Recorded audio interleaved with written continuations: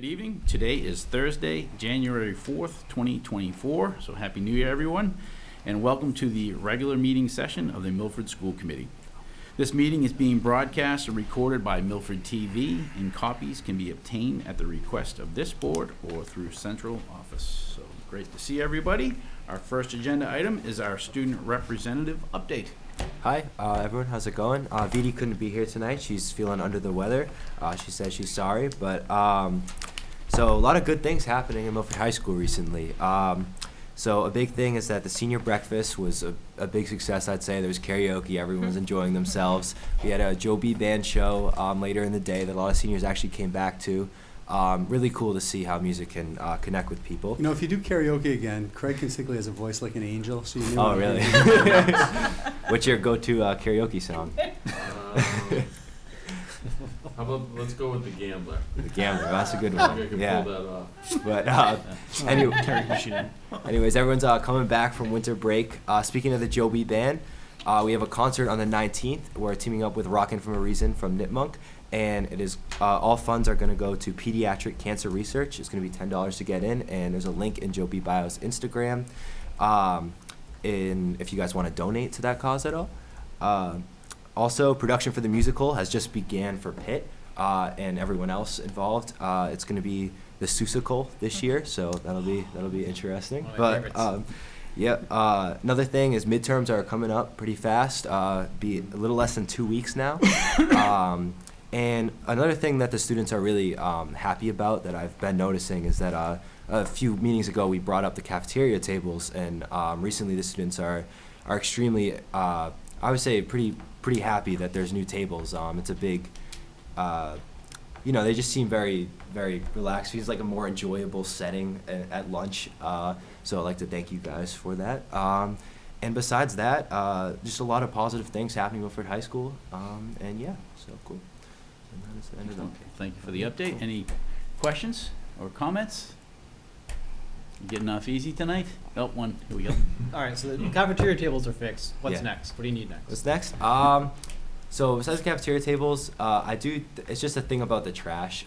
There's a lot of, I would say I noticed trash in the courtyard, but the school has actually closed off the courtyard to lunch, which I think is probably good because that way there's not gonna be a lot of trash in there. But I do think that that's kind of the big concern along a lot of the students. Not too long ago, also it was pretty heavy rain. The building kind of flooded a bit. I understand that's kind of the building. It's old, you know what I mean. But that was just kind of a concern among some of the students. But besides that, nothing else really. But yeah, cool. So, yep. Any other questions or comments? Gonna let Andrew off easy tonight? Well, again, no, we appreciate your time being here. We appreciate those updates. Great to hear about the cafeteria tables and as the question was asked, what's next, right? So we're here to listen. So Awesome. So we appreciate it. Obviously, we encourage you to stay for the duration, but we'll Okay. move on to the next. All right, agenda sounds good. item. All right, thank you guys. Have a good night. Thank you. All right, our next agenda item will be the approval of minutes. One set of minutes. This is the minutes from December 7th, 2023 from the regular session. Any discussion on those? Not seeing any, so looking for a motion to accept the minutes from December 7th, 2023. Motion by Matt, second by Robin, and all in favor. And that is unanimous. Great. Moving on to announcements, correspondence, and distributions. Any committee members? Anything on announcements, correspondence, distributions? Yeah. So I walked around the high school today on Saturday, or whatever day of the week it was. I was here at the high school for a basketball tournament, and I noticed the exit signs in the gym were out. And so I walked around the school tonight, and there's about 24 additional exit signs that were out. So I'm going to put in a ticket tonight, but I just wanted to let the committee know that I'm doing that, and I'll follow up hopefully in 2 weeks with some positive news. Thank you. Any other committee members? Not seeing. Dr. McIntyre? Yeah, I've got a quick one. We've had a pretty mild winter to date. We're likely experiencing our first plowable snow of the winter on kind of Saturday evening into Sunday. I just want to have people be alert for any athletic or community use potential cancellations on Sunday. For school day, whether it's a delayed opening, an early dismissal, or a snow day, we always announce on social media, Twitter and Facebook, and we use our Blackboard Connect call system as well as sending emails. I would just say we've got, I think, basketball and a few athletic events going on Sunday, so just be aware if you're engaged in any community use or middle or high school athletic activities that, just pay attention to email from coaches, athletic directors, and community use. Thank you. All right, great, thank you. And then Dr. Kinzigli, just Yeah. make note of our artwork over here. Sure, we have some artwork from our students at Brookside and Memorial. On this side is a representation of Pablo Picasso's Bouquet of Peace. This is done by some second graders. And then on the right side, it's Still Life Fruit is the subject. And that was done by some first grade students. Excellent. Well, Good work. thank you for their recognition, and Yeah. we appreciate them kind of lightening up the room a little bit. All right, moving on, invitation to speak. Not seeing anybody here for invitation to speak. So next agenda item will be chairman update. Just wanted to go through the Milford television opening. So the Milford Community Media Center, known as Milford TV, has an opening on their board of directors. The Milford Community Media Center, doing business as Milford TV, is a nonprofit 501c3 membership-based corporation established to manage facilities for community access programming on the public, educational, and governmental access channels on the Milford cable television system and related websites. Milford TV offers a public forum for electronic free expression, providing its services on a first-come, first-served, non-discriminatory basis. These services include training in television and web-based programming and administering the programming of cable subscriber-based channels. The board meets monthly and to review budgets and current programming. Individuals wishing to be considered should send a letter of interest and biography to me, Chris Wilson. So it would be cwilson@milfordma.com. And we will also be posting this position on our social media platforms. So I'll talk to Melissa on that tomorrow morning. And I gather that we'll collect information until Friday, February 2nd, which is the Friday before our regularly scheduled meeting in February, with the intention of appointing an individual, bringing the individuals in, speaking with them, and appointing that individual on the February 8th school committee meeting. Any questions there? So obviously spread the word, and hopefully we can get a few candidates that we can look into to fill that role. So, and then general update, as Andrew said, just thank you to everybody that was involved in as far as the cafeteria tables. I got a lot of feedback from in and around the town myself. Students sending pictures to their parents, parents sending pictures to me. So just all appreciation all around. So we thank everybody's effort. And as you heard Andrew said, it just sometimes it's just those little things that really make the big difference to our students. Moving on to the community use donation. So Mr. Burns, you're up. This one? Either one, it doesn't matter. Hi. That's fine. Hello, everybody. Hey, Chris. How are you?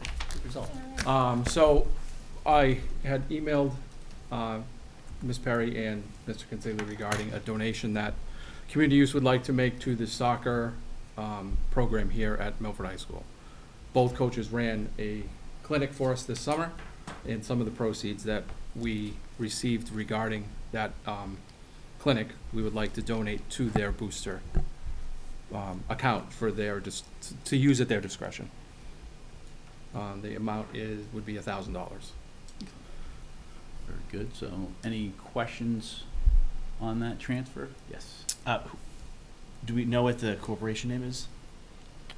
The corporation name, as far as who I'm donating to, Yeah. it would be the Milford High School Boosters. Okay. And they will designate it to the soccer specific Great. group, or the team, Yeah. the boys team. Yeah. Yeah. And the Boosters has specific funds that they track for each sport. Yep. I have a question. Yes. Kathy, have we ever done a transfer like this? Well- from the community use account to a private organization? Not to my knowledge from the previous director, but It we was- did do it over the summer, which I brought to Chris's attention. Next time we should bring it to school committee for their approval. Am I correct with that? You are. It was done previously. They haven't done it since COVID. I did check with the previous director regarding that and the previous assistant director who now works at Town Hall, and she had mentioned that they had made donations to boosters accounts before. There is records of it being done, and if you guys need that, I can provide that I to just you. question if this is gonna open floodgates for every team that helps on a summer program looking for, Well, with that being said, the coaches do volunteer some of their time too for that, so. I mean, it's just a thought. I'm not inherently opposed to it. I like this approach better than some of the other fundraising, if you will, that's been done over the past few years that went directly to the boosters. I just don't know, if this opens the floodgates, but, we can deal with that Megan, in the before- future. Mike, do you have any insight, because I know we were part of that conversation of kind of why, do you want to add anything to that, or, I know you saw you had your hand up. Yeah, just a quick question. I guess two thoughts. Boosters, they're supposed to raise money for the school system, correct? The boosters raise money for their, for their So athletes, it just yeah. seems weird that we're moving money back to the boosters, right? I'm not. I guess I don't understand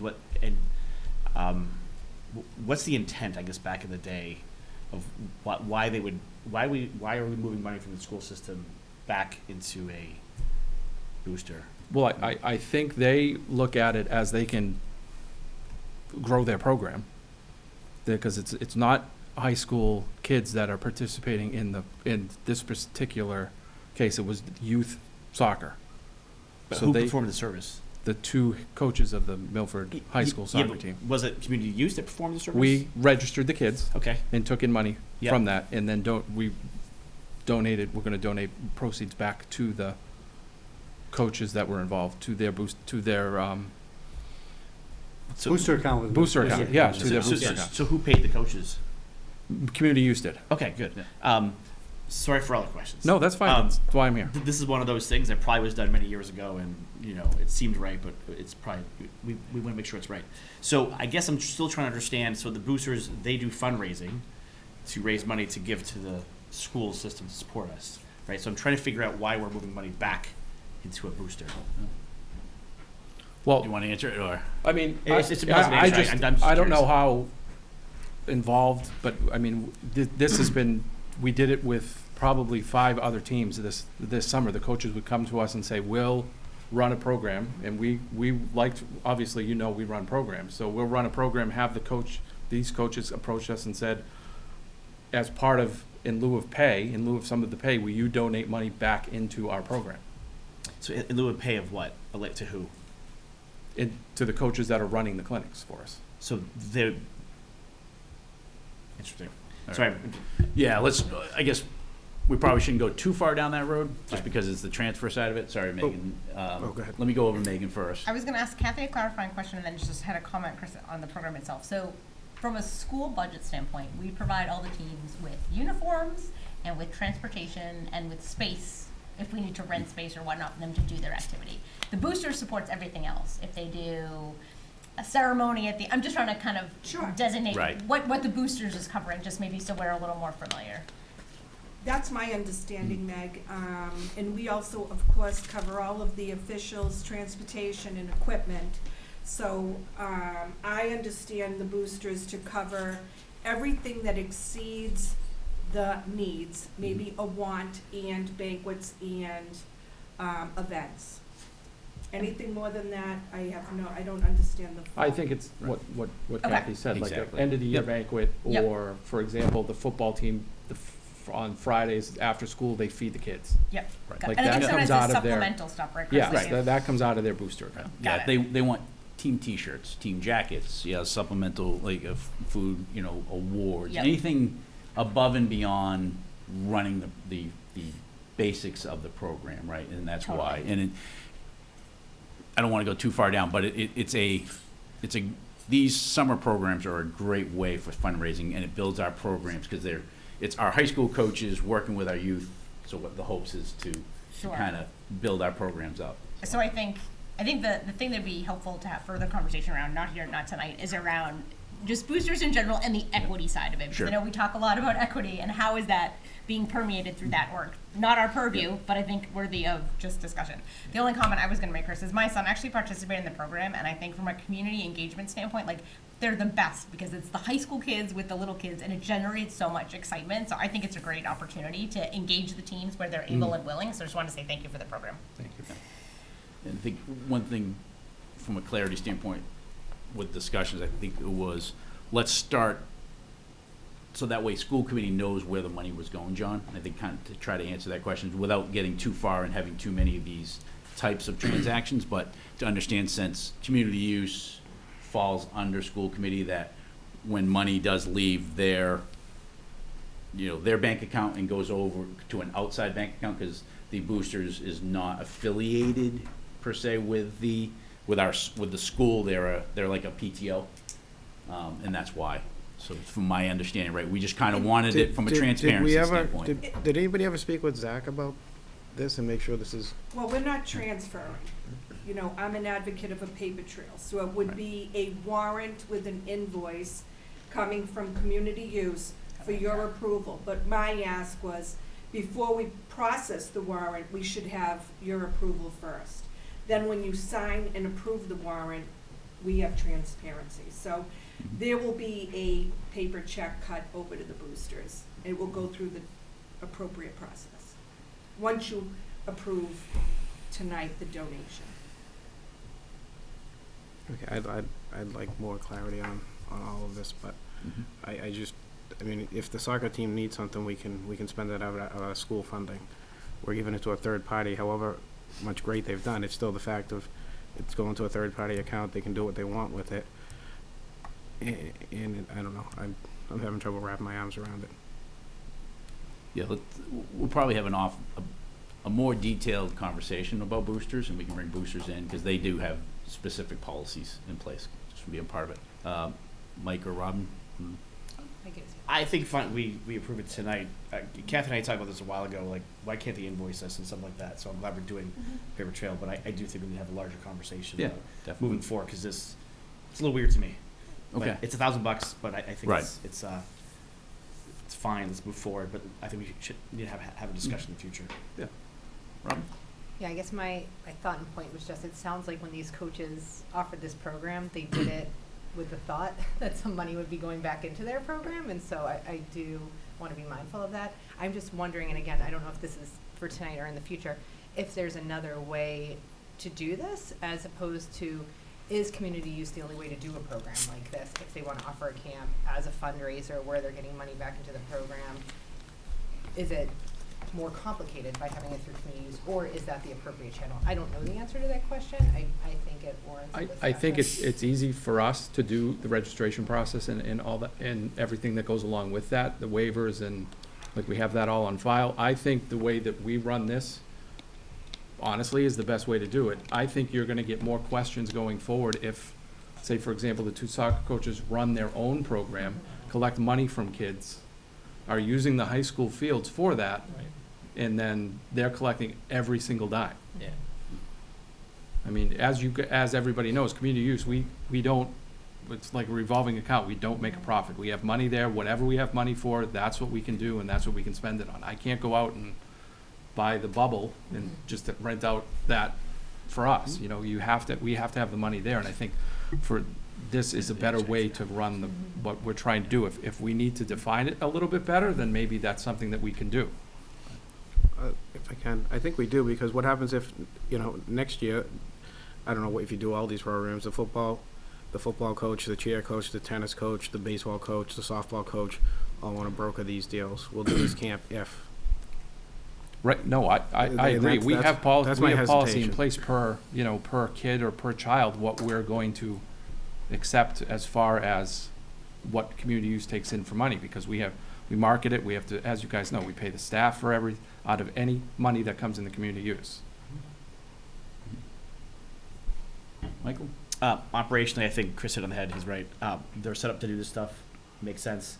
I think we just need to figure out the money movement Mhm. at a future date.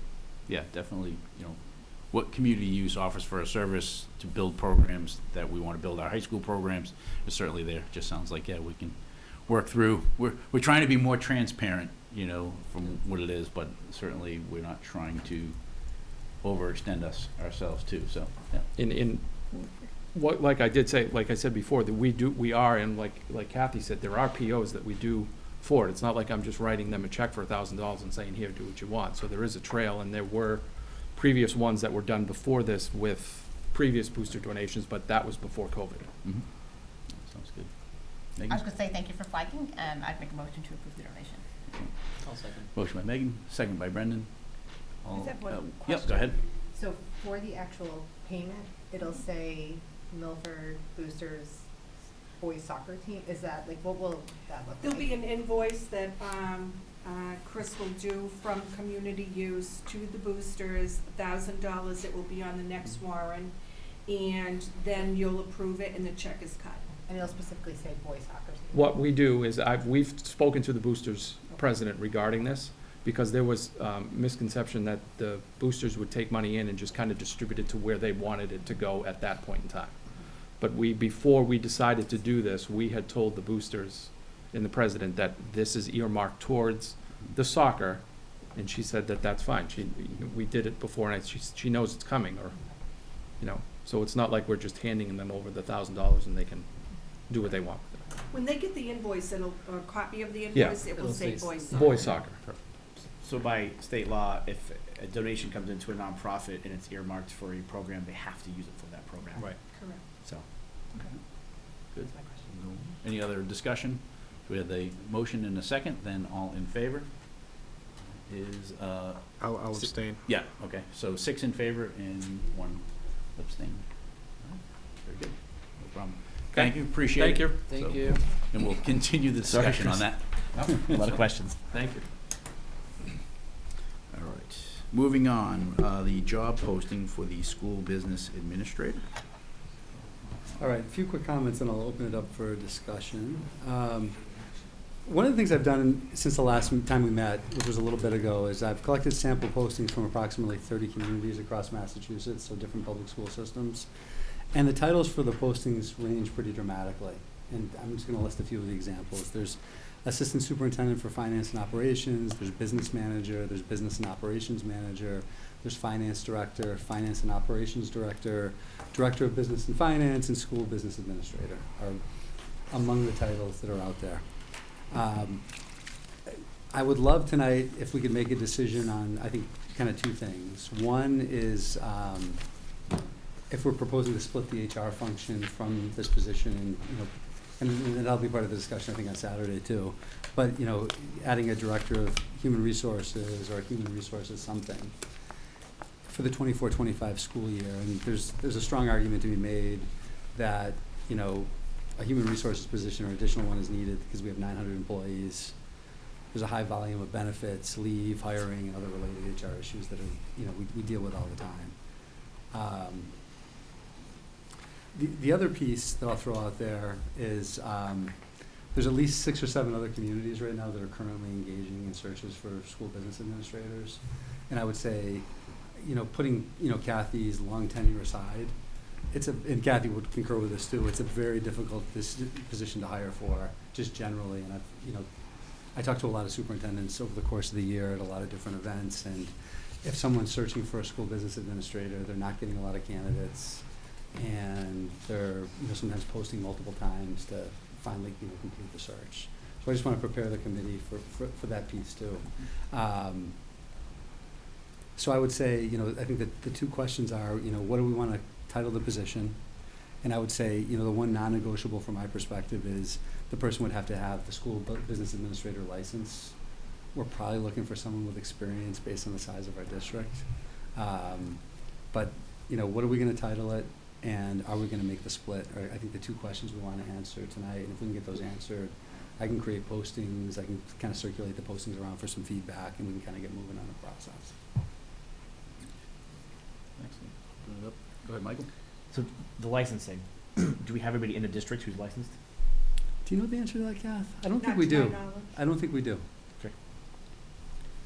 And it'd be unusual for us too, because we don't really have, like, a lot of other people doing what Kathy's doing. Like, we have people who are like, maybe have a sped license and like an administrator license, but, it's a pretty specific in terms of what you have to do to get that license. Okay, thank you. John? So I think I made my feelings pretty clear the last meeting. I think it should be titled the school business administrator, and I think it should absolutely be a person with that license, and it should be a person that has that experience. As far as the splitting off of the two roles, I wasn't really prepared to talk about that tonight. I thought that's something we were going to talk about this Saturday, but I mean, I'm not opposed to that discussion if anybody wants to go with that. And then, And John, if I could comment, we could hold off until Saturday, because I wouldn't be posting tomorrow anyways. okay. If you wanna hold off on that and have the discussion on Saturday, or think about it for a couple Yeah, of I days. think and have the I think it discussion on goes Saturday. in conjunction with everything else we're going to be talking about on Saturday. As far as budget and salaries and things of that nature. And then before we post it, I'd want to see a job description and probably, have this committee be a part of approving that job description before we post it. And then, is this the night we talk about what our hiring process is going to be, or is that for a future meeting? I mean, we can, I think that's up to the committee's discretion if they wanna talk about that process. Matt? I guess just really quick, very similar to what John said. I mean, I think, number one, we can talk about it Saturday, but I would certainly be in favor of an HR manager. I mean, Kathy herself said last time that regardless of what her title is, she spends her entire time on school business administration. So 900 employees need somebody dedicated to that. And then I'm obviously in favor of school business administrator again with the license as you stated it. So seems pretty clear to me. Yes, Megan. Sorry, I apologize, Kevin. Maybe I wasn't clear last time. Like, this is a really big, really important position, and we don't have anything in front of us in terms of what the requirements of either or both jobs would be. And so I'm definitely not, I don't feel comfortable talking about it at all tonight, because I think we need to actually see potential job descriptions. Certainly, if we're going to split out HR, what is that piece? And then obviously, depending on which way we want to go with the business administrator. So personally, I'd recommend that we punt both discussions. There's nothing to post, so I don't know. Okay, yeah. Sorry. No problem. And to answer that, Mike, if I can chime in before Yeah, go ahead. going. You're the boss. No, not really. My thoughts were tonight is to define the heading of that position. Okay. Once we know the true definition of that position. But wouldn't the details help decide the heading? I guess I'm going Well- the other way, Chris, right? Like, understanding the content to me would then drive what you're going to call it. So, Okay, yeah. Sorry, maybe it's just a different approach. I can bring some Yeah. examples on Saturday. I think that would be really helpful, that's- Kevin, because I've got about 30 that I can share. I'll Yeah. pick like 5 or 6 good exemplars from that. that would list. be my preference if that's an I guess, option. yeah, I kind of dug in a little bit from my side and just saw what the variations were on a few of those positions. So that's why. So I wanted to get the name, the title of the position Okay. squared up tonight, but I understand where you're coming Okay. from because each one has its own little variations. So my thoughts were tonight is to get the title squared up, next meeting go through, have administration provide the qualifications and the scope of responsibilities. We approve that, and then we can move forward from there. So my ask, Chris, would be this. If there's 2 potential titles, bring me 2 potential job descriptions, and let's have Okay. the discussion and make the decision. And maybe we Okay. can do both. Can we add We that to can. the agenda for Saturday I- and cross it off? I mean, I'm happy to get it done sooner rather than later. I Yep. just, Yeah, see if we can do that. Should Okay. be, yeah. that would be my Be part of ask, it, yeah. particularly for splitting out the HR piece. Okay. Well, I think a piece of this, though, is if we're hiring a school business administrator, it's a school committee hire, and if we're hiring just about anything else, it's not our hire. So I think that's something we have to define is what, how we view this position overall. I think the hiring piece in my mind, John, is one component of it. I think it also bled into me additional requirements, qualifications, et cetera. So I guess that's the part I wanted to make sure I understood. Yeah, I mean, I just think I want somebody that's certified as a school business administrator, and if we go with that title, we can then develop a job description based on what we think we need for function. So if I just heard correctly from Kevin, that's also his ask, right? So we're aligned on that? Didn't you just say that when you kick off? Repeat what you just said, I'm sorry. Regarding the license, right, John? That you'd want them to have the license? Yeah. So he said that and you said that, right? Yes. Yes. Okay, We are in so we're alignment on aligned. that, So yes. it Right. sounds like we have Yeah. I think the title, Yeah. I think it's something we can talk about. I don't think that's like as critically important as kind of accelerating the process and getting out there, just because there are already like half a dozen districts that are already looking for people, and it's a pretty limited market. And I'm not looking to delay it. I just have a hard time making a decision. Yeah. without I any think a information. couple weeks Yep. isn't going to be like a killer, but I think I'm happy to do it Saturday. Yeah, Mhm. I think the But, sooner you the know, better. with that title, we're involved in the hiring. Without it, we're not. I think we need to get to that. Or is there a gray area? And I would say I would welcome school committee participation either way, just like we do with most of our Yeah, I think we should be administrative advocating searches. for that regardless. Yeah. Mike's patiently waiting. I'm Go ahead. sorry. It's fine. No, Patiently might be a strong word. yeah, I'm with Meg on this. I actually assumed the next page in the packet was a draft job description. The title is less important to me. I do feel that the school committee needs to be directly involved with this hire. So food for thought to add to Saturday. Something came to mind is maybe we do a search committee. It's a subcommittee of school committee and the administration to actually go look for this, like weed out the first batch, and then the round two is more of the full committee or something of the sort. So think in your heads for Saturday, Right. How do we want to search for this person, and the process as well too. And I think, going back to John's point, by titling it the school business administrator, it falls within that Mass General law that John had stated. So that's why I also would be in favor of, and I guess where I looked at that, by ensuring that title is the school business administrator, it falls under the Mass General law and it gives the authority to us as the school committee to be the hiring body for that. So I think that narrowing down that title is important if we as a body want to be the people that But hire couldn't and the title, vote in. Chris, be that and HR director It can. and so that's It where can. I'm like, But I don't know. but HR, we can hire somebody under the school business administrator, and part of their duties could be HR. So again, we're calling it a school business administrator, but with HR as a responsibility. So it's not a school business administrator / HR. Okay. Is the way I look at it. Okay. I feel like until we're clear on what we're hiring for. Yep. That's all. I think this is a Jerry question specifically, because I would argue that we can hire an assistant superintendent and they fill this role, right?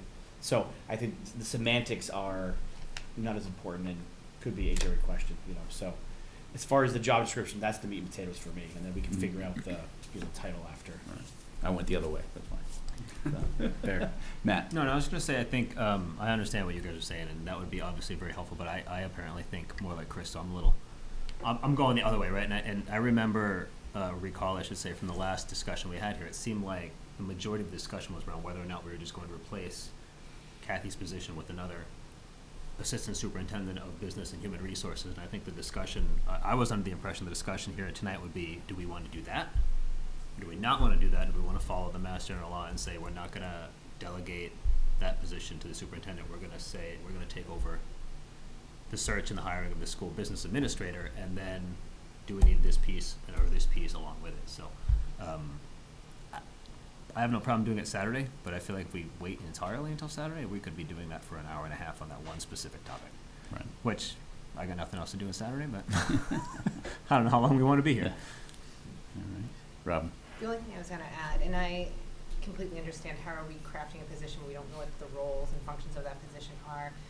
The one reason I'm going to lean towards the title school business administrator, though, which is a little bit different than the other rationale, is, in my mind, just looking at it, I understand what that license is. And if you tell me we're hiring someone in that role with that license, I understand what that is. And I think as a committee, we could look at that as a district and say, okay, under this license, this role, this is what this person would do, and craft a job description based on that.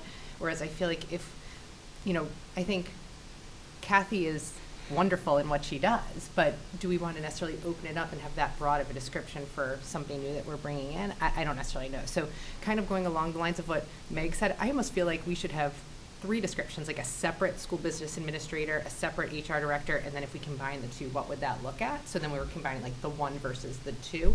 That would be what I think would make the most sense to me, at least. Yes, go ahead. I think the hiring should come underneath to us regardless. So I don't, Right. I'm not looking to get distracted by that component of Right. it. I'm focused more on what is going to be the content of this thing that we're in an urgent rush to post. That's my piece that I'm concerned about. Right.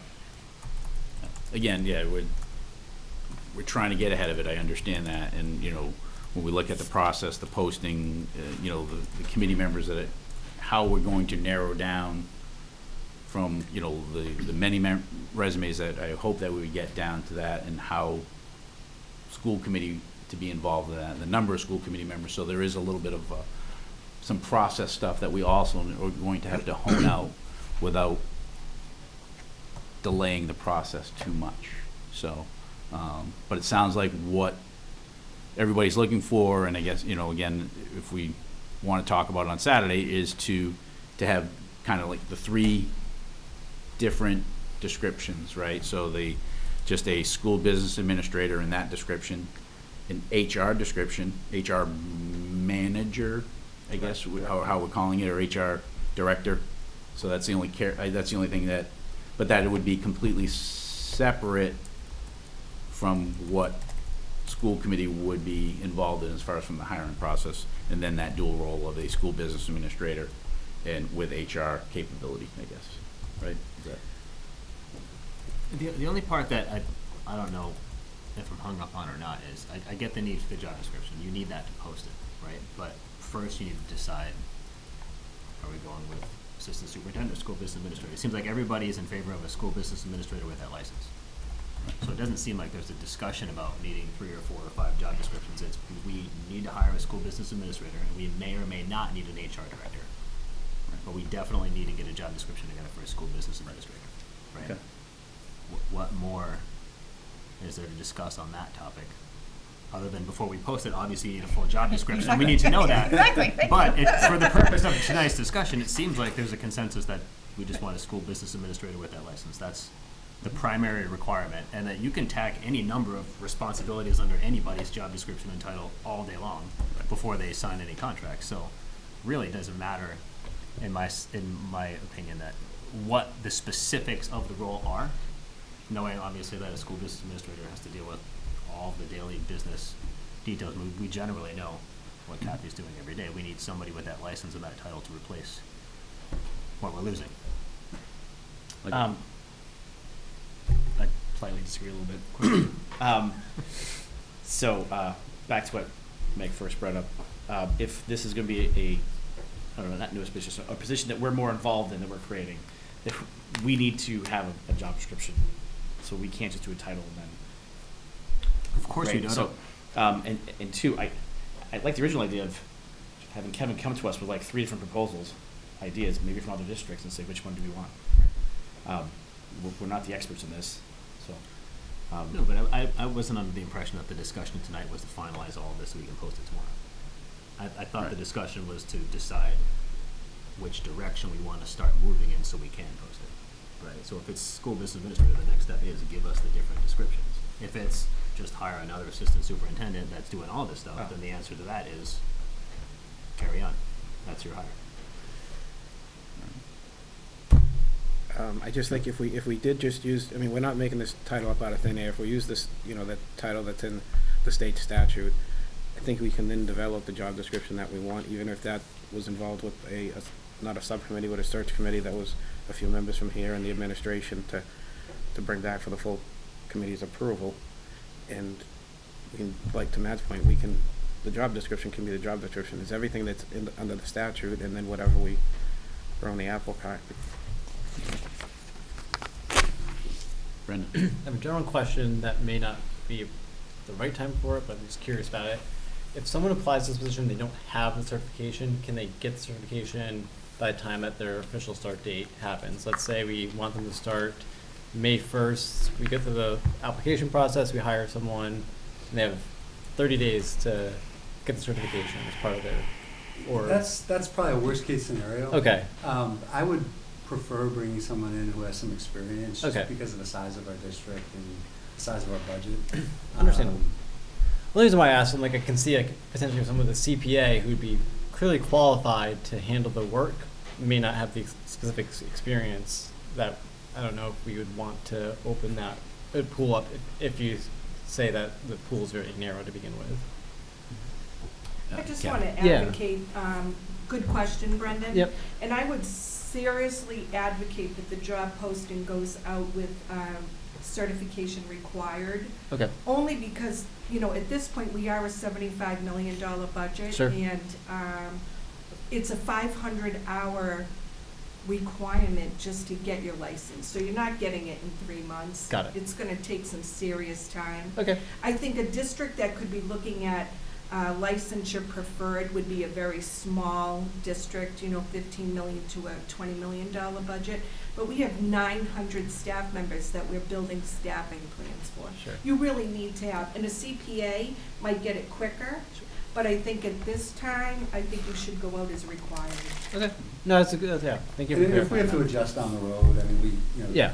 any kind of administrative search, it's never completely linear. Sure. We've learned that through all the different ones we've done. Yeah, thank you. John. Kathy, isn't there an educational component to the background too? Not just necessarily a bachelor's or a master's degree, but in a certain amount of education? That's all in the Education. mentorship hours, you're correct. In that 500 hours, there's breakdowns of everything that you need to touch upon before they will issue your, it's an act of Congress, it really is. That's why there aren't a lot out there, but Milford is gonna be so attractive in my mind. The size of the district, Competitive the salary. quality of programming. I just think, you know, my tenure here, it's gonna show that, please apply. And I'll send it out to my listserv of all the business managers in Mass and really advocate, you know, please apply. It's a great district. We need people. Can you poach us a good one? Other questions? So, So is there a you know, vote, Chris? Is there a question? There could be, but we don't This have. says job there- posting, we which is don't what have 'em confused me. again, yeah, so, there could be a vote. I guess just, you know, based on what Matt was able to articulate and kind of clarify it from that standpoint, that I couldn't. I guess, go back to the level of comfort that the board collectively right now is looking at, or do we still want to proceed through Saturday's budget discussion and then have a more comprehensive discussion on our meeting in a couple weeks? In my mind, they're just So- really tied together, and so it Yeah, would, to me, it for, makes as far as sense. the job description with the title. Well, we So, have an initiative request related to this, and so that decision to me impacts this decision, that's all. Okay, all right. I'm comfortable waiting until Saturday to make Yeah, a final okay. decision. Yeah, and I guess a little bit cautious on the amount of time that it would take Saturday to go through, but I think that it'll be part of the discussion. I was just trying to go through the packet, Chris. Is there information in the packet supporting it? That was gonna be my next question. In what, The initiative request, or on HR. Is there information on that that'll be available? There is not. Okay, so documentation would be helpful to have this discussion. yep. As far as from Saturday, For Saturday. or In in general, general. right, yeah, yep. Okay. All right. Any other comments or discussion on this? So could I just- Obviously, yes, Just please. so I'm clear. Yeah. I'm gonna bring some exemplars of job descriptions, and I'll probably send like a PDF to you guys tomorrow, just so you can kind of take a peek at it if you have an opportunity. Probably, like, you know, midday or early afternoon, just so, I'm just gonna go through the different ones and just select a few. I wouldn't focus so much, like, I know we're talking about titles, but I wouldn't focus so much on what different districts are titling things. I would look at like responsibilities, and I'll pick like, you know, a couple that are school business administrators. But I also wanna pick some from larger districts that are similar to us, that, you know, it's more of an apples to apples kind of thing in terms of responsibility. Can I just tell her that, ask a bit, Kevin? Like, if we want to post soon, can you bring the 3 descriptions you would want to post? Like, let's just, Yeah, well, what I'm gonna do, but I wanna get your feedback too, I don't wanna like. for sure, I'd but rather start not with what, completely- if you I'm could gonna probably post. narrow it down to 4 or 5 or 6, because there's some good ones, Okay, and I don't wanna like limit what you see completely.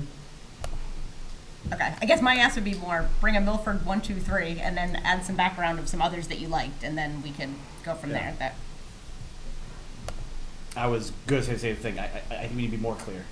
2 or 3 proposals, the one you like the best, and other 2 to compare, and then we make a decision. It needs to be a packet. Like, Yeah, Do you have Kathy's? Can you include that just as a The one I comparison, have, or is that Kathy, just I don't know been? if you had a more recent one. We had one from like 20-something years ago that was No, okay. the assistant Never not mind. very good. Don't muddy that water then, it's fine. The assistant superintendent for business posting that happened in, I don't know, 2011 maybe, that one is most accurate, and literally it just interchanges with school business administrator. Okay. So I could give you that tomorrow, Kevin. Yeah, and I can include that too. Yeah, and I guess, Kathy, I mean, no one knows your job better than you in the roles and the That would be responsibilities. very helpful, Chris. So, obviously, I personally would look to you saying, I think that probably 95% of the document is gonna have to come from your mind, right? And what you do and what you feel the level of scope and responsibilities will be for your predecessor. I will do that, I'll put it together, and then I'll highlight maybe what really is maybe the HR piece. That'd be great. Yeah. And that you could pull that out and move it over to an HR director. Okay? Yeah, And- and go ahead. would you have time to possibly add any suggestions that you think need to be, of anything that needs to be added or Absolutely. or is I'll do or is that. outdated? Mhm. I mean, on short notice. Sure, What do you feel, how much time do you feel you'll need to, I can do that tomorrow for you, all right, then, so we'd have it for Saturday. absolutely. Now, having my budget book out early, I have some time for you to put that together. There we go, excellent, all right. Thank Anything you. else? No problem. It's worth the discussion, that's for sure, so. All right, so the idea, as a committee, are we looking to take up this level of detailed conversation on Saturday? Do you think that or do you feel it's just gonna end up morphing into it when we start talking positions? I think if we have a anyways? proposal, if it's very clear, I think we make a decision in 30 minutes. Okay, And if it's Yeah. given out ahead of time, I don't see that why Yeah. this would take an hour discussion. okay. Yeah, if it takes too long, then we can table it and move on Mhm. and take it up at a future time, so, okay. All right, then, anything else on it? All right, moving on to the Massachusetts School Building Authority overview and discussion. Yeah, so this is, as you all know, incredibly exciting and positive news. We've been invited into the eligibility period for the MSBA for the Milford High School project. What that means is that we're heading into the first module of a 9-module process. I just want to talk about just approximate time spans and a little bit of detail and answer any questions anybody on the committee has. So Module 1's the eligibility period, and this is approximately 9 months. It's 270 days. It starts, I got 2 different answers from MSBA, August 1st or August 5th, so I just want to clarify that. It's not going to shift things dramatically. It's going to shift things by 4 days, but we'll get that clarified. But this what you see up on the screen is basically the deliverables we have to do within a 270-day period. So during the eligibility period, there's 9 deliverables required by the MSBA, which include the initial compliance certification, developing a school building committee, educational profile questionnaire, which is a very involved process, very extensive, Chapter 74 vocational technical education viability documentation, which we plan to explore. This is basically asking if we plan to offer Chapter 74 programs, and that's like a funding mechanism. These are vocational programs. We had a Chapter 74 program, hotel and hospitality, that actually kind of went away during COVID and didn't come back. We've also had other programs prior when it wasn't called, I think it was called something else at that time, when we had the shops and things at the high school, but we offer a building trades program, a business and banking program. We do some work around advanced manufacturing and biomedical engineering through some of our Project Lead the Way courses too that could potentially fall under Chapter 74, which is an additional potential funding stream. Online enrollment projection, enrollment meeting held, maintenance and capital planning information, also very extensive, local vote authorization, and a feasibility study agreement, which is basically, once we get the local vote for the feasibility study, this would be the form that, similar to what we did when we did the statement of interest. I believe the select board, the school committee, and the superintendent will sign off on. So those are the things we have to do within 270 days. I'm going to read something that's very important. And I think it's, it speaks to why this is all very time sensitive and we need to really be focused is,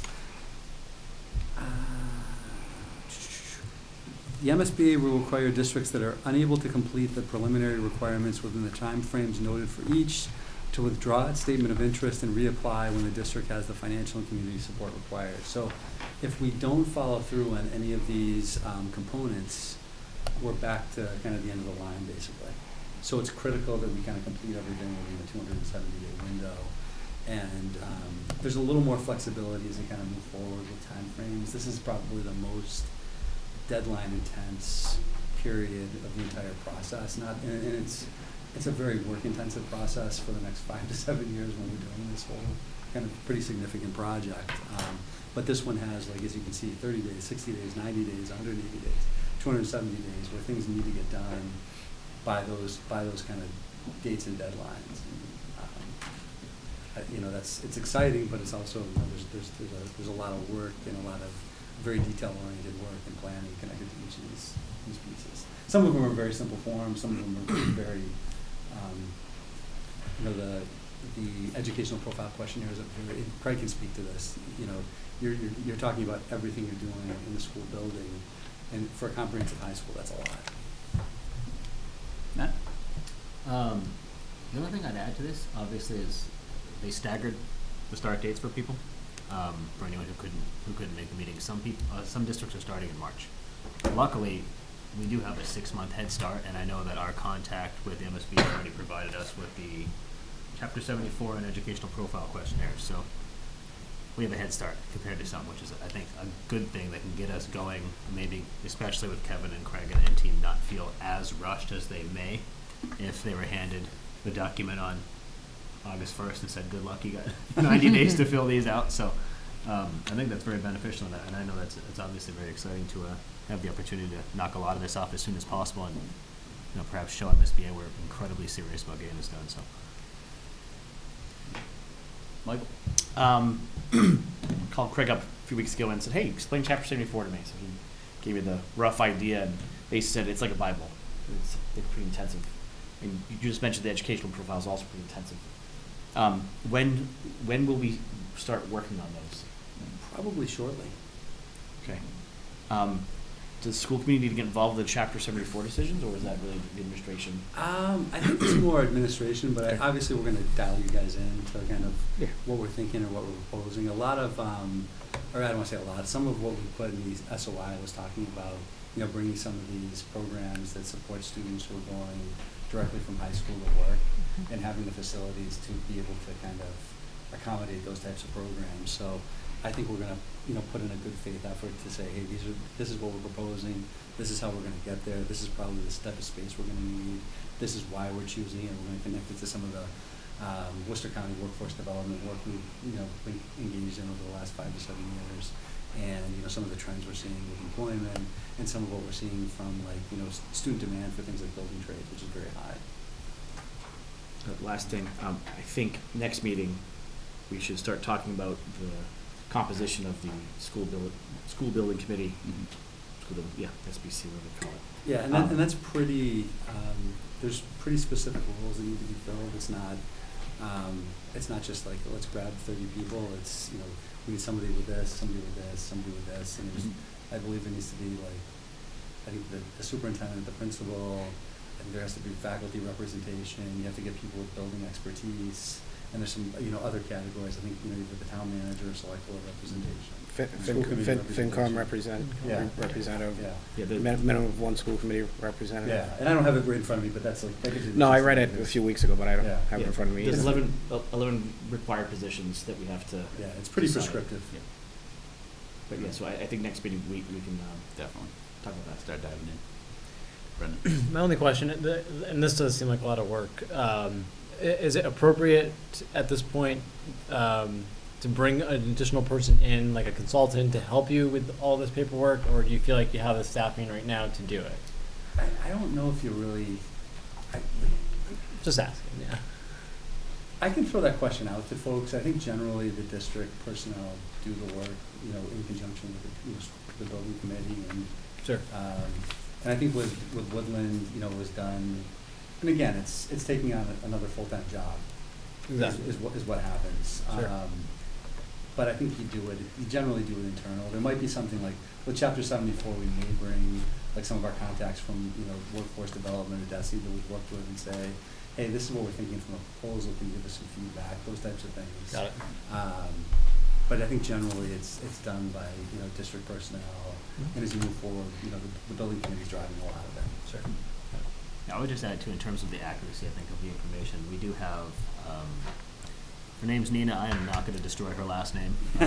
She's great. It's very, it's a lot of letters. But her purpose too, I think, with the MSBA is to make sure we get this right and to guide us along. So we do have that resource too to make sure. And she's been very responsive. I've asked her a Very number of responsive, questions yes. already. She's probably already sick of me. She's been doing this for less than 30 days. Yes.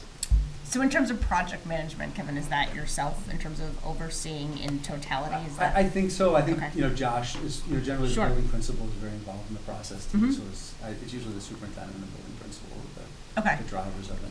I think what would be helpful, at least from my perspective, is sort of to take this document and then kind of add like, the primary internal owner and then like the internal target due date in terms of like, okay, it's due on August 30th, but we plan to have it done July Yeah. 5th, Yeah. August 10th, so that we can kind of manage that a little bit and understand. And also maybe like an expectation of hours, like maybe something's a form and that takes a minute and something else is going to take 100. It would be helpful for us to assess, Yeah, I think, and the some of it I'm volume going to have of a ballpark for you, and some of it I'm not going to. No, I just think, I think it varies a lot, and so I It think it would be does. helpful from It our does. perspective in terms of managing it, just to have a sense of what that looks like between now and April 20th, 2025, if that's possible. And maybe we can just use this kind of internally from our perspective to help manage. Yeah, to build on that, Megan, I think the next step, this is kind of that higher overview is to start looking into the details of that schedule. When can we realistically set up the school building committee? When can we realistically have these different,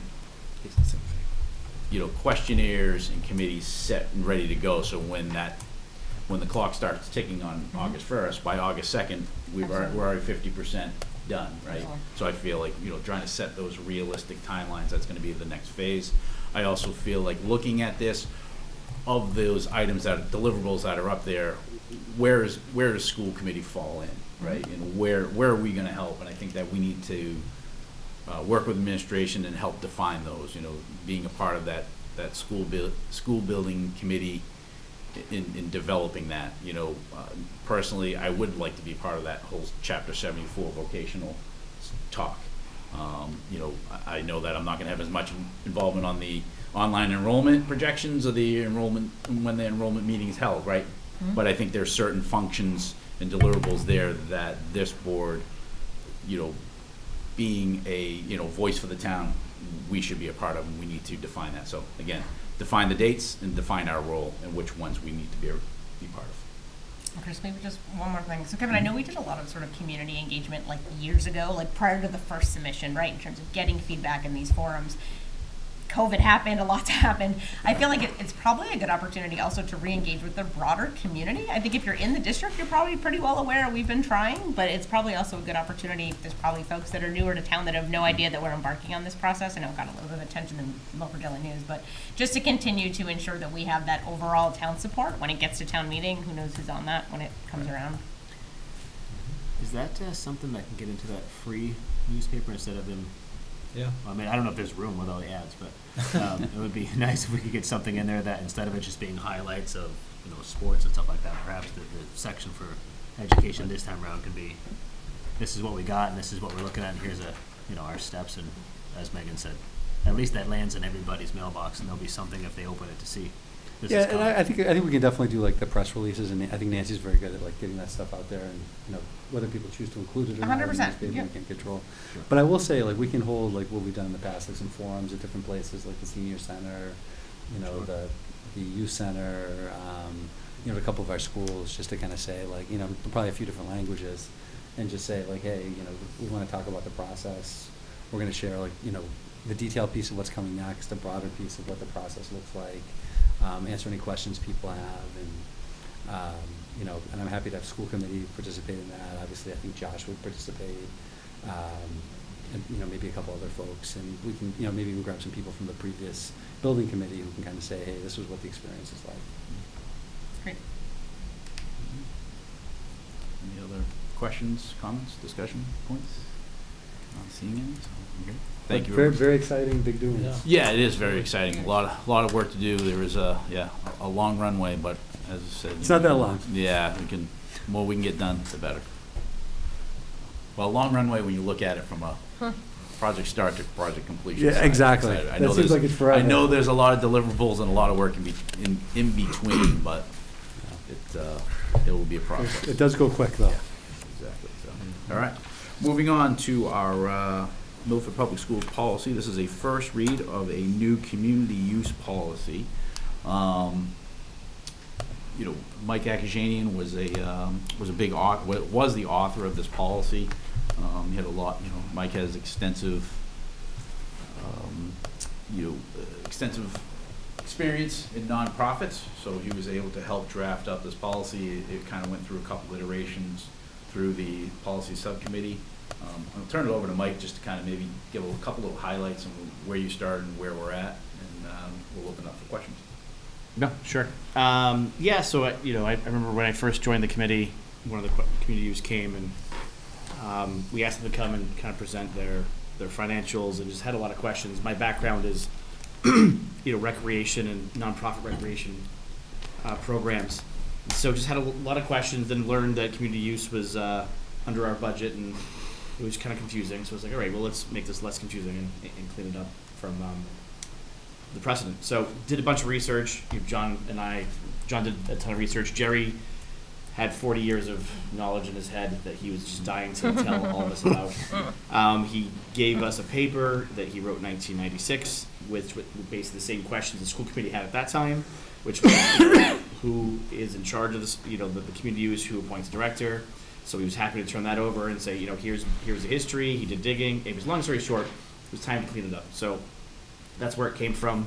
And then a few of us met with community use. We met with their staff, and then drafted this policy, and then went through a few iterations, and here we are. Turn it over to John first, because thank thanks. you for mentioning that John was also a big. No, I mean, I was a big advocate for developing a policy. We had some points made earlier that things were done inconsistently over the years, and part of the goal of this policy is to let everybody know how things should be done and what policy is actually there. So in absence of a policy, I'm not surprised that things were done, again, inconsistently. So, Mike, I definitely want to thank you for putting all the hard work into writing this, because you did a good job. So open it up for questions or comments. I know obviously Mike did his best at keeping it to one page. So it's like one page and 2 lines, whatever it is. Smaller font. I think that it kind of gives a kind of a brief overview of what what Milford Community Use provides to the community, and what we were looking to do from an oversight standpoint in kind of their board itself. So, yes. Is my interpretation correct? This is solidifying essentially primarily what we're already doing, other than the change in the community use director's reporting?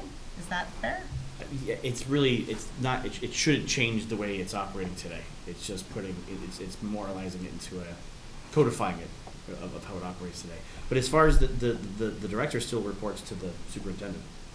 The director doesn't report to the director of transport. It's totally separate. I think it's superintendent or designee. I'd have to look. Oh. It doesn't say that here, and I just was clarifying, so I understand. Yeah, no, it doesn't. It shouldn't talk about how that position is. I don't think it limits. If the position today is one half is transportation, one half is community use, this should not break that up at all.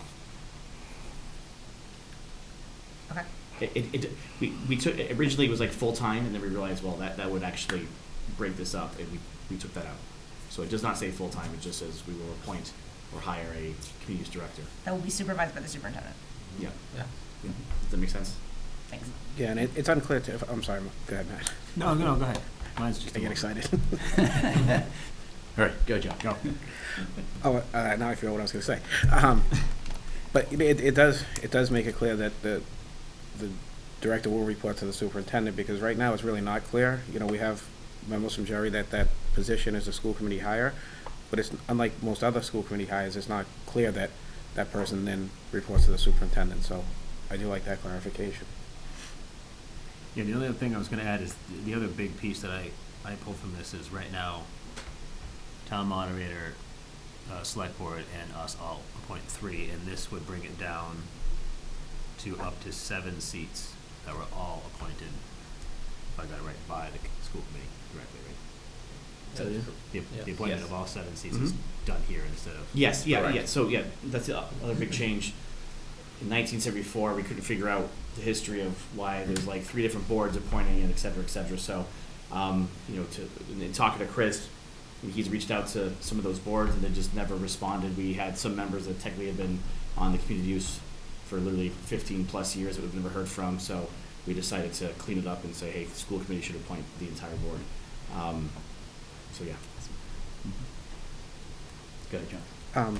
How many active members do we have now? I know there's 9 seats, but how many of those seats are Define filled? active. Well, Yeah.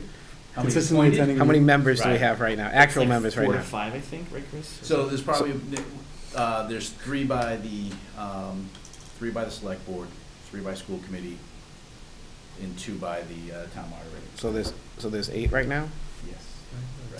And you probably have maybe 4 to 5 Well, active members. He acts. That's what I'm saying. So you have, there are. People are showing up to meetings, right? Right. There's still a position from the town moderator Yeah. that was never filled. There are 2 members appointed by the select board that haven't been to meetings in years. Okay, so if we effectively have to knock one off of this committee, we have a number of people that haven't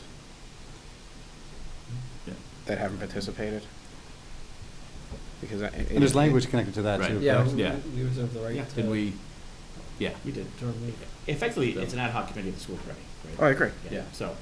Yeah, um, and I think it should be a we school can make committee. changes at will. Okay. Yeah. And the idea, again, is to, because talking with some of the board members, and there are that solid 4 to 5 that show up each meeting, but there could be a solid 7. Unfortunately, we need to be able to control that dialogue and try to help influence the board members that are going to be more active participants.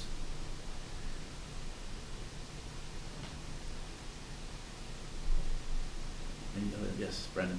Does this committee create any policy, and if it does, do we have to approve any policy?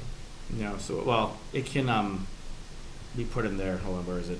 The 4th paragraph down. Is it? Is that, yeah, well, it doesn't say, so the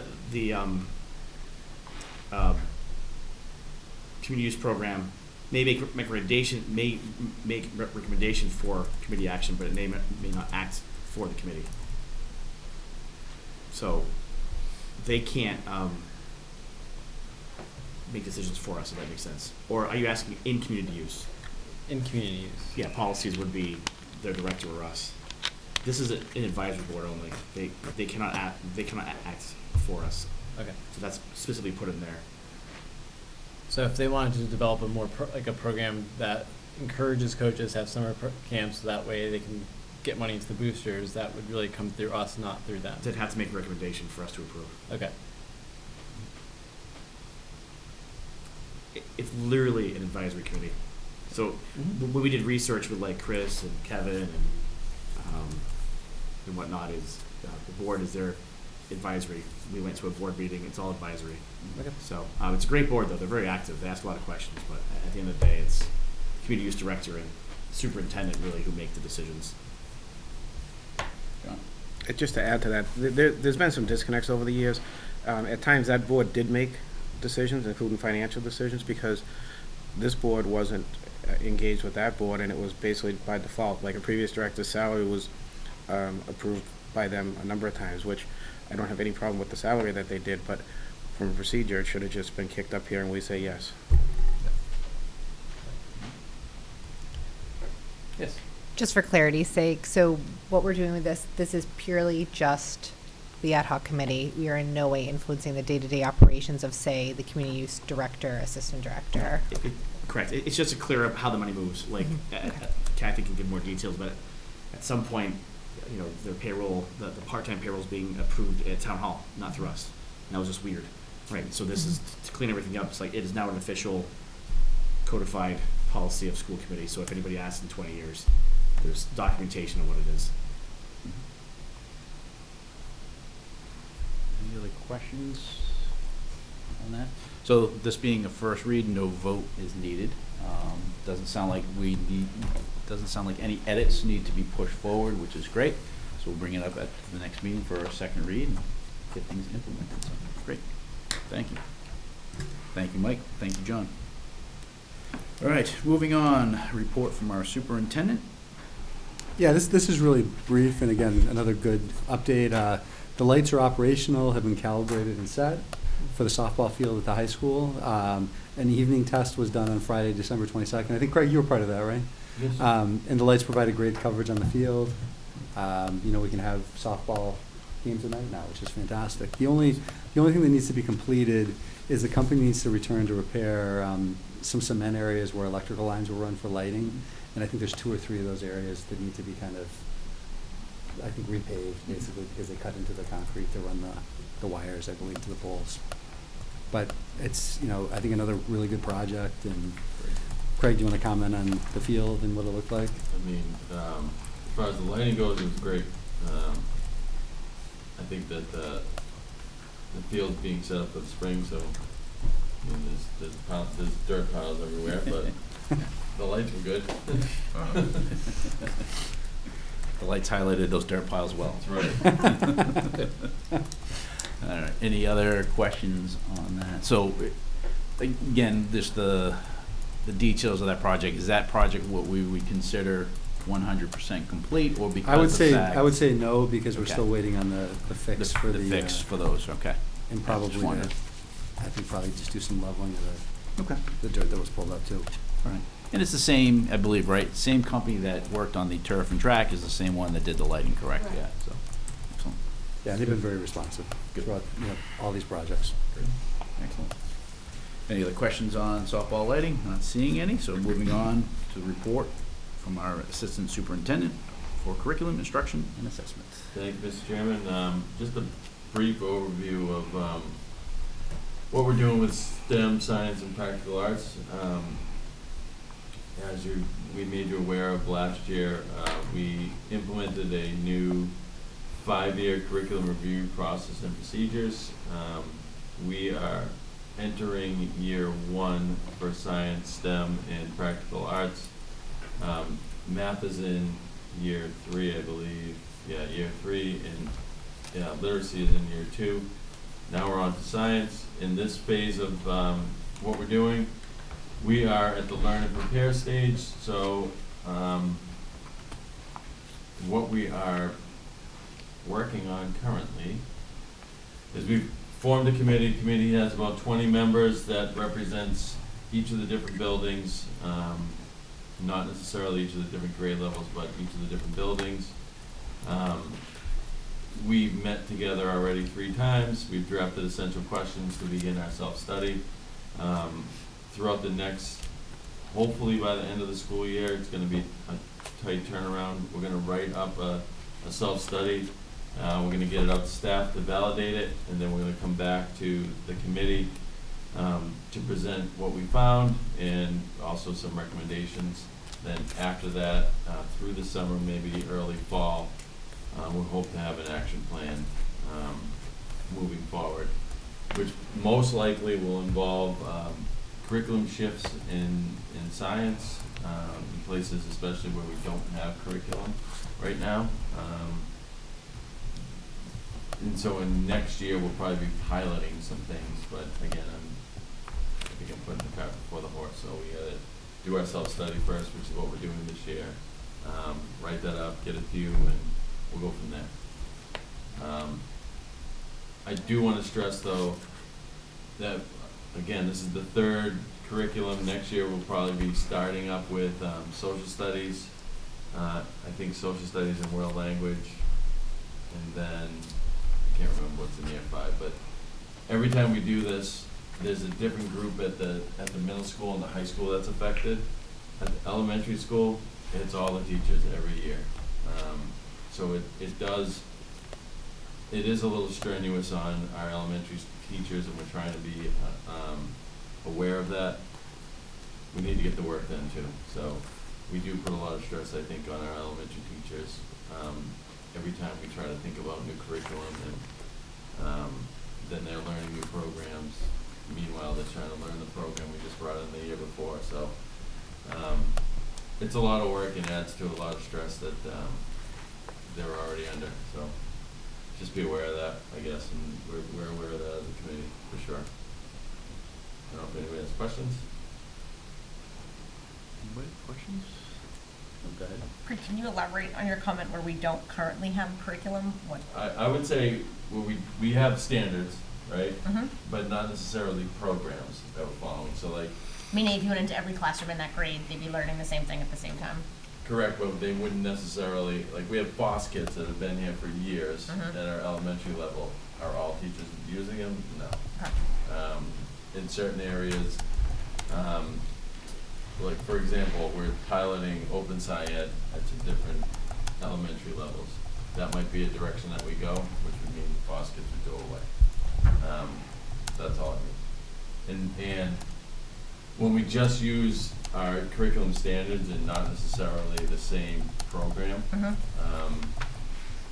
I think that it adds to some of the inequities that we see from Sure. classroom to classroom to classroom. So standardizing it isn't always the best way to do it, but as far as equity goes, it's the best way to do it.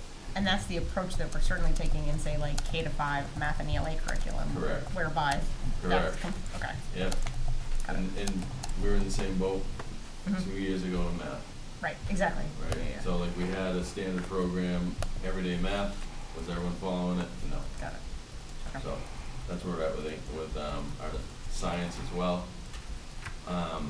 The only other thing I would say about science that's different than math and literacy is, in I would say at least K4, the focus is heavily on science and literacy, and it's often difficult to find the time to actually bring in a program that we're gonna be able to follow with fidelity. So we're probably gonna have to make some tough decisions, when we do go down that road about what we can actually accomplish, K4 anyways.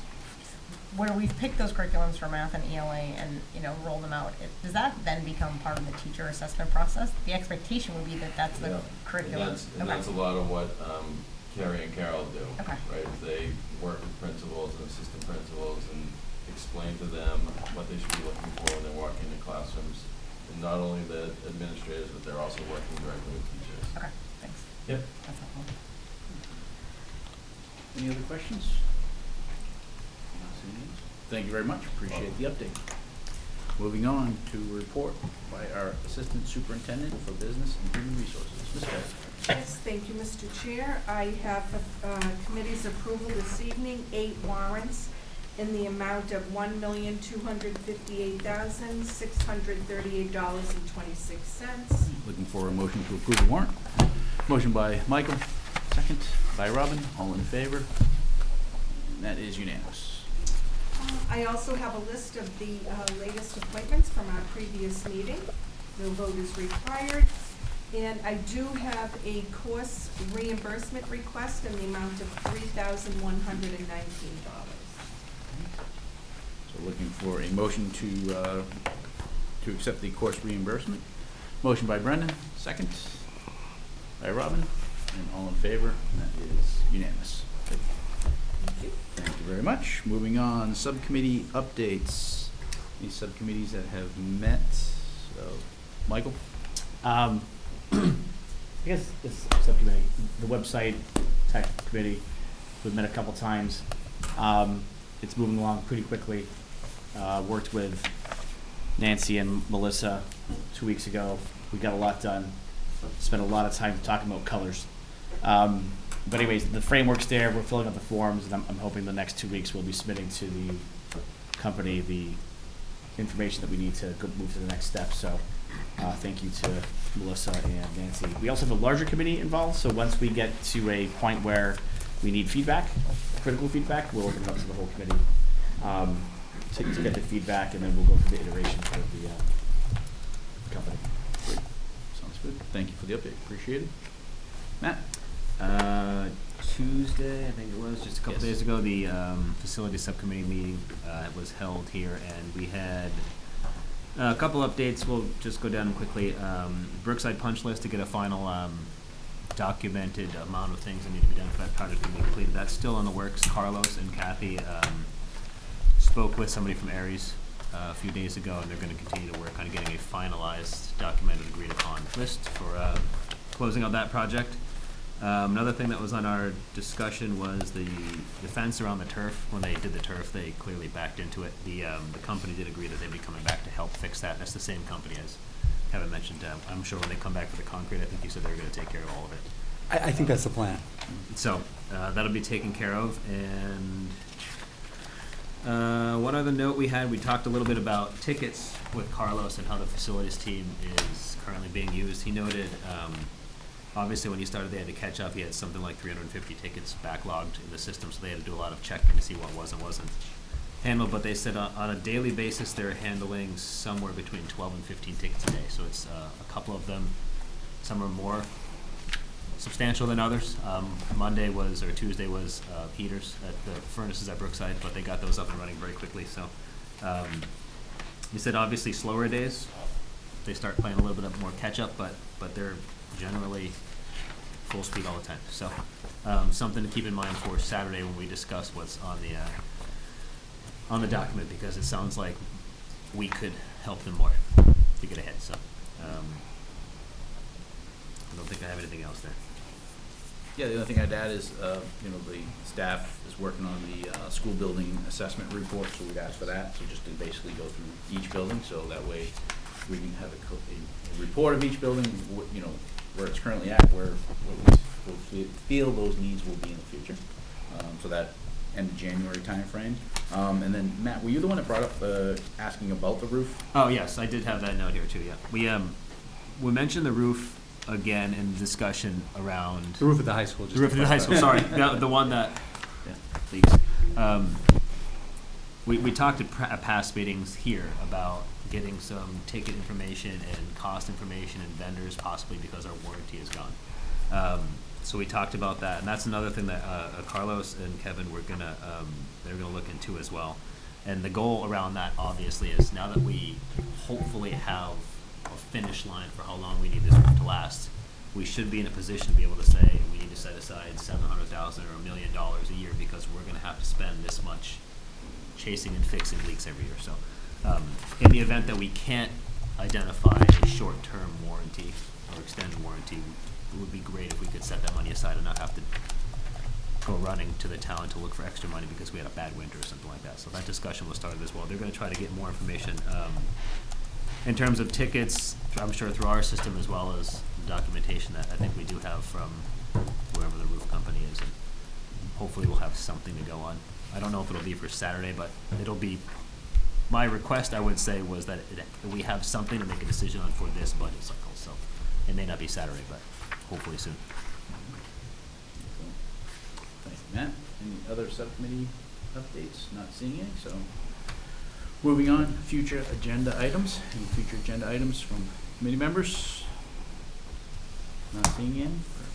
All right, then we will entertain a motion to adjourn. Actually, Oh, just go real ahead. quick, just Michael, you suggested that for a future agenda item is forming the building committee. Talk about the composition, yes. Okay. Yeah. I've got those already though. Okay. You guys Yes. mentioned- I just wanna make- Anything you mentioned previously, I've got. Got it. Yeah. Okay. Just want to make sure that we had it. Appreciate that. That's all right. Good to double check on it. All right, so looking for a motion to adjourn. Motion by Megan, second by Brendan, and all in favor. That is unanimous. Thank you, everybody. Good night, and see everybody at 9 a.m. Right, 9 a.m. on Saturday.